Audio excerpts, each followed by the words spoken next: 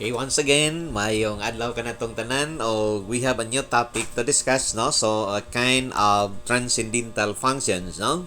So, if we recall, we have two different kind of functions, no? So, we have the algebraic and we have the transcendental function. So, this time, we have the transcendental function, and first, we have to take up on how to differentiate, no? How to get the derivative of a trigonometric functions.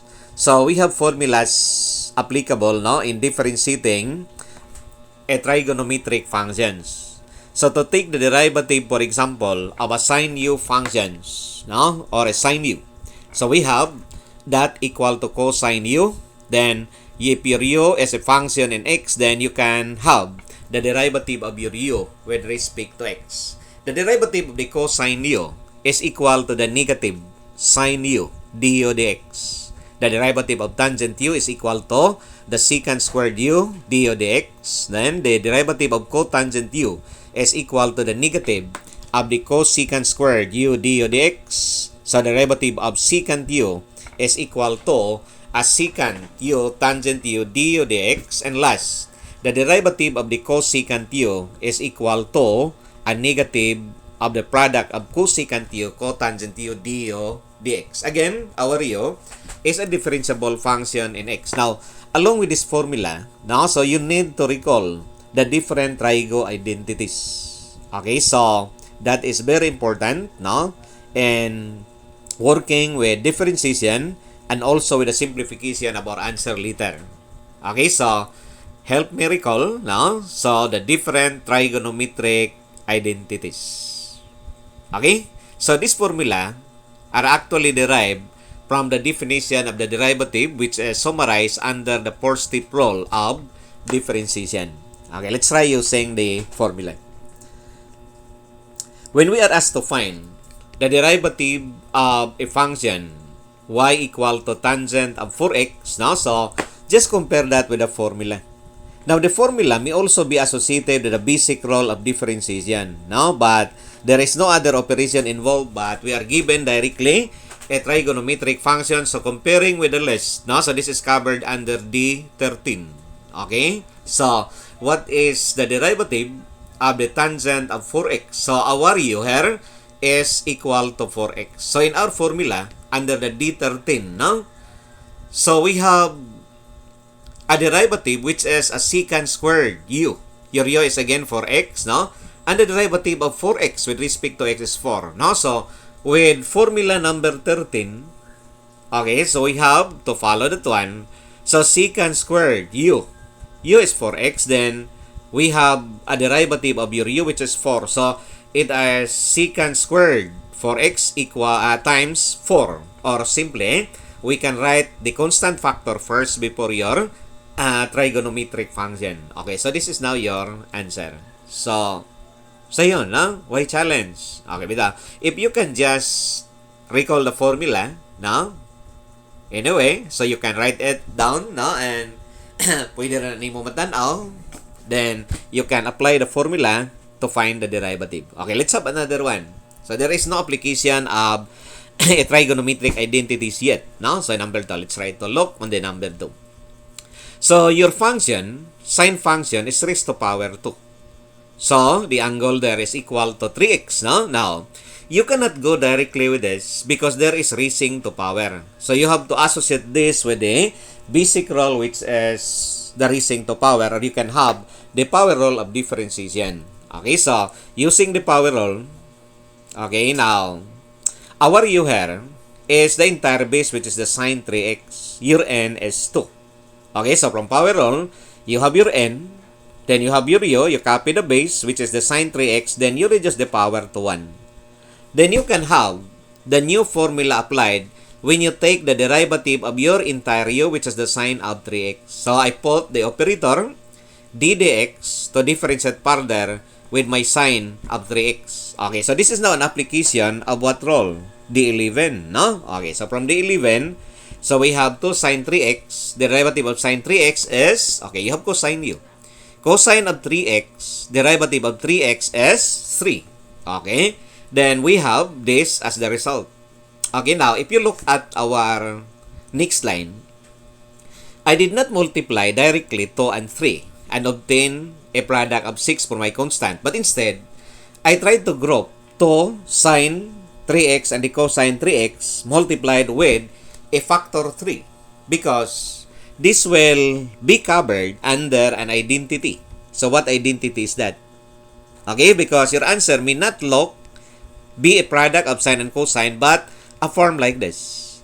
So the 2 sine 3x, cosine 3x is replaced with a sine of the double angle. Because if this is 3x, so this is becoming 6x. No? So we take double of the value of the angle because this is covered under a double angle identity. Okay, so you try to check the less that I provide. No? So we have 3 with a sine of the double angle or 6x. No? Okay, because the formula we are using here in the double angle identity is this one. So sine of the double angle, if the angle there is u, so that is actually 2 sine u. So your u is 3x, cosine 3x, no? So when we double the angle, that becomes 6x. So we have this as the answer. So our guide is this one. Okay? Now, another example. Okay, this is to familiarize using the formula at the same time to help you recall in the different identities that we may be encountering now as we go along. No? So this is covered under sum rule. Okay, you can start with sum rule. Then you can have the new formula in the derivative of cosine, no, d12, no. Then we can also associate that with the power rule in the second term. Okay, so to differentiate dy dx, first term, so the derivative of cosine u is a negative sine u du dx. So there we have a negative sine. Our u is 2x. So the derivative of which is 2. The second term is covered under a power rule. No? There's a constant. Okay, so do not include that in the differentiation. So while you differentiate the cosine with a power 3, so covered under power rule. So this is your n. Then you can decrease the power by 1. That becomes 2. This is entirely your u under the power rule. That is why we can proceed differentiating our base now with respect to x. Or we can differentiate our cosine u with respect to x. And again, now, I can have that as minus sine 2x times 2. 2 is the derivative of 2x. No? Now, rearranging, no? So I minus 2 sine 2x, I take the product, and this is now a positive term because we have a negative and another negative factor. So I write my constant first. Okay? So, but usually, no? Dili ka kitag answer ingon ini directly. So, meaning, this is to be subjected to further simplification. I notice that there is a common factor between the two terms. What's common here? The 2 sine 2x, or I may have the minus 2 sine 2x. So if I'm going to apply factoring, removing the minus 2 sine 2x from the first term, that is exactly the same. That is why I have 1 that is left. In the second term, 2 sine 2x is out.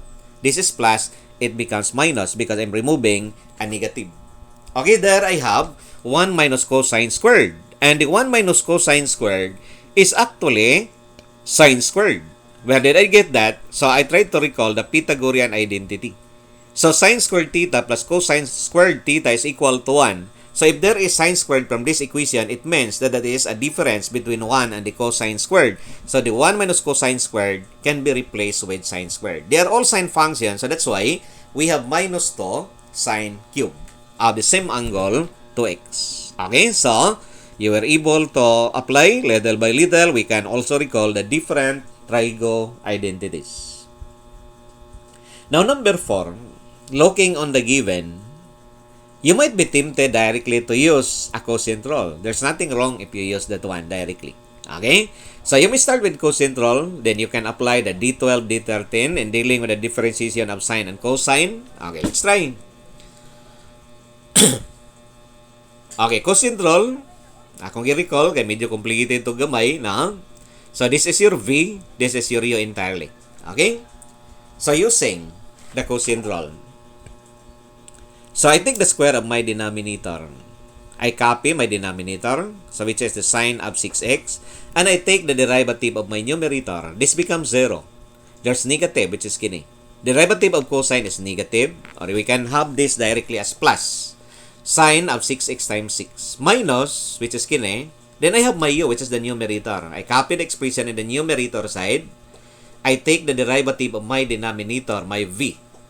No? So we have the cosine of 6x times 6. No? Now, multiplying this will give you 6 sine squared. I have kine to distribute that one. So I have minus 6 cosine 6x. And I have 6 cosine squared. And I have sine squared. Okay, in the denominator. There is a common factor of 6 in the numerator side. So, being a fraction, I really have to go with simplification. That is why, when you are given a problem and then simplify when it is needed, so this is a case where you really need to simplify because you are working with fraction. Fraction must be expressed in lowest term, correct? Okay. Now, after removing 6 here, no, so this is now the resulting expression. Now, if you notice, there is a presence of sine squared plus cosine squared, which is actually 1. So we can replace this, and that looks simpler if this becomes 1 minus a cosine of 6x, correct? Okay. My denominator is sine squared. Now, if my denominator, which is sine squared, ganina, is expressed also as 1 minus cosine squared, notice that this is a difference of 2 square, wherein I can possibly go with the same expression as this being one of its factor. So I'm using the difference of 2 square and factoring this out. No? So one of the factor is 1 minus cosine 6x and 1 plus the cosine of 6x in order to eliminate this. So what is left is 6 over this expression 1 plus cosine 6x. And this is now your answer.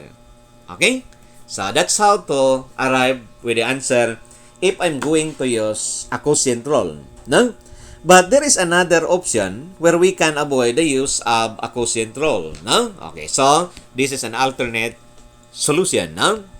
My denominator or my divisor is only a single Trigo function wherein I can easily transform by dividing each term of the numerator by the same divisor.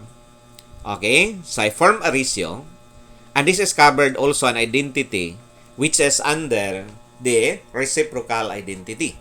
That is equal to a cosecant of the same angle. No, that is cosecant of 6x. The ratio of cosine over sine is a cotangent of the same angle 6x. No, now di na kamo gamit og quotient rule or the basic rule of differentiation because this is now covered under the new formula directly.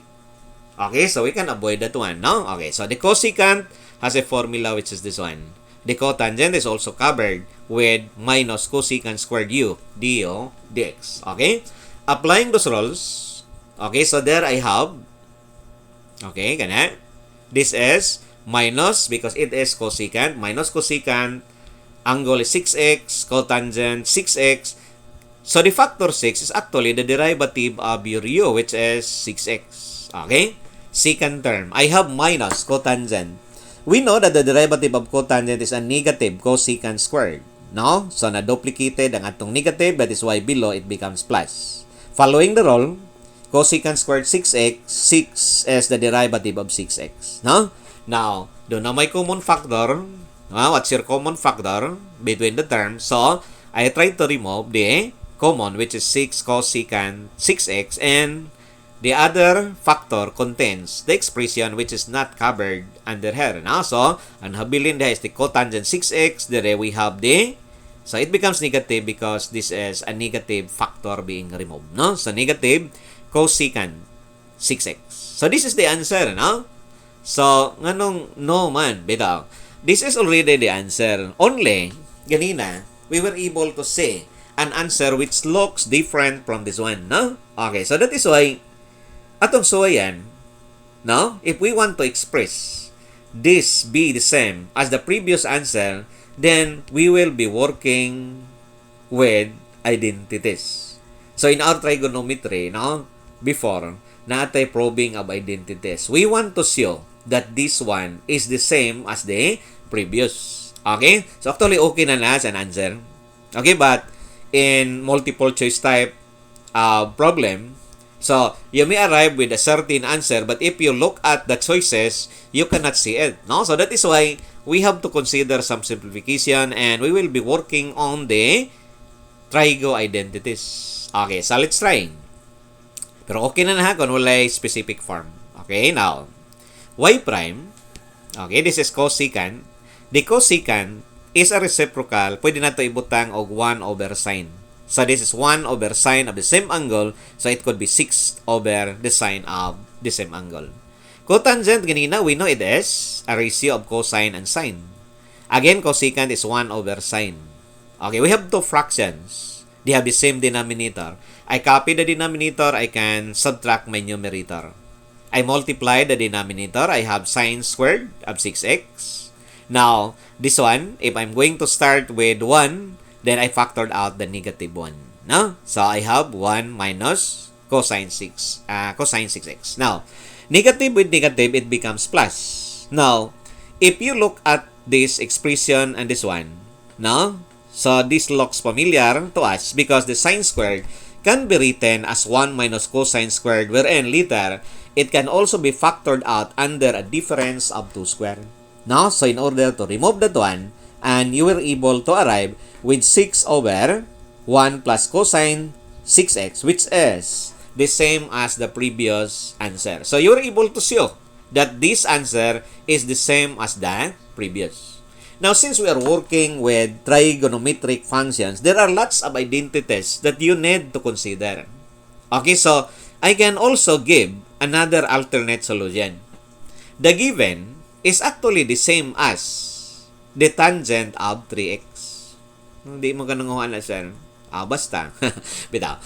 So, 1 minus cosine of 6x where sine of 6x is just the same as the tangent of 3x. And this is the simplest form that the function given can be transformed. When that is tangent 3x, then I can differentiate that under a formula for the tangent u. No? So that is secant squared u. My u is 3x. And the derivative of 3x is 3. So I can rewrite that as 3 secant squared. And this is the answer. Yate, raser, no? Duda na ka na ko ini. Ay, duda, no? Okay, kaya magduda kasi mong kaugalingon kung kana yung bata. Bitangin, eh. So, how did I arrive with the tangent of 3x? So, there is an identity there, if you do not notice.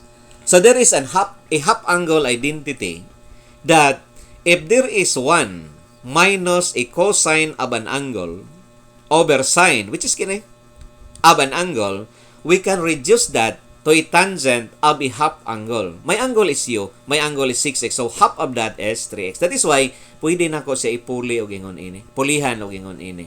That is the same as this. Pareho ra, kung ang sine mo na rin niya, 1 plus cosine, that is the same as this one.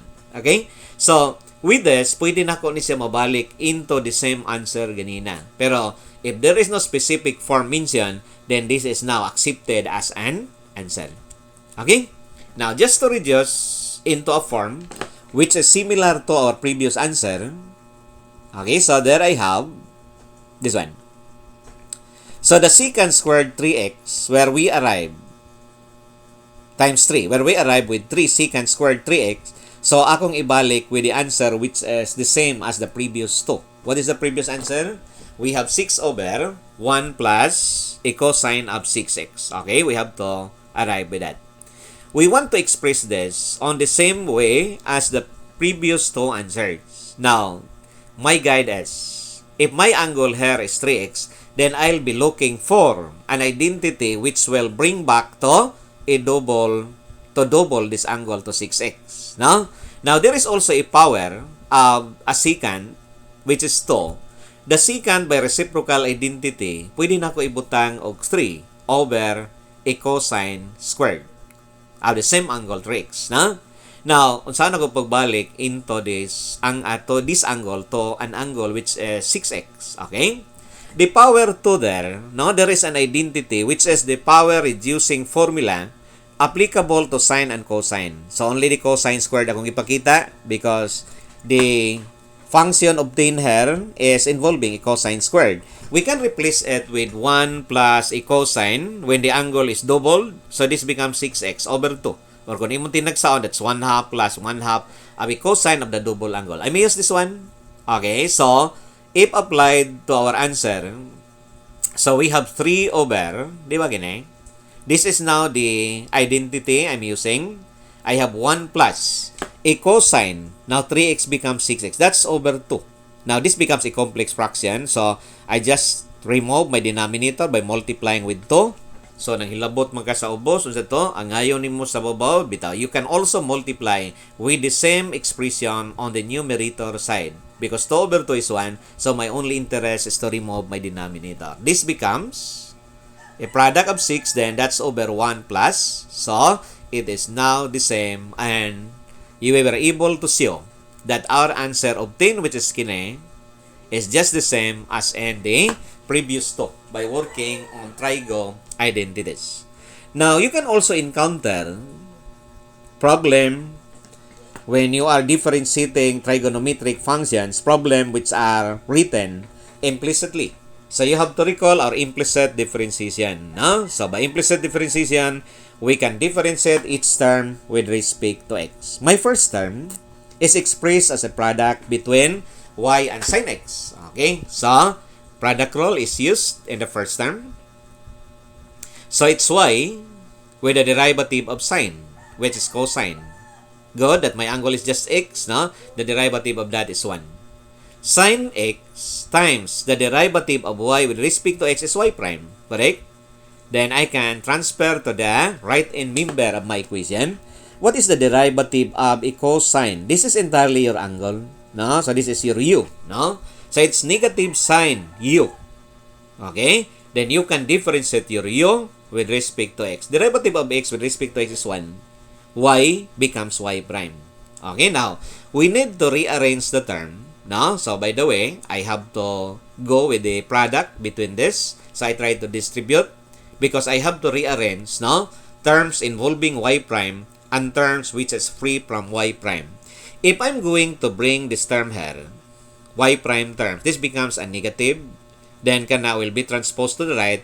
It also becomes negative. So, I have other option. My other option is to bring this to the right.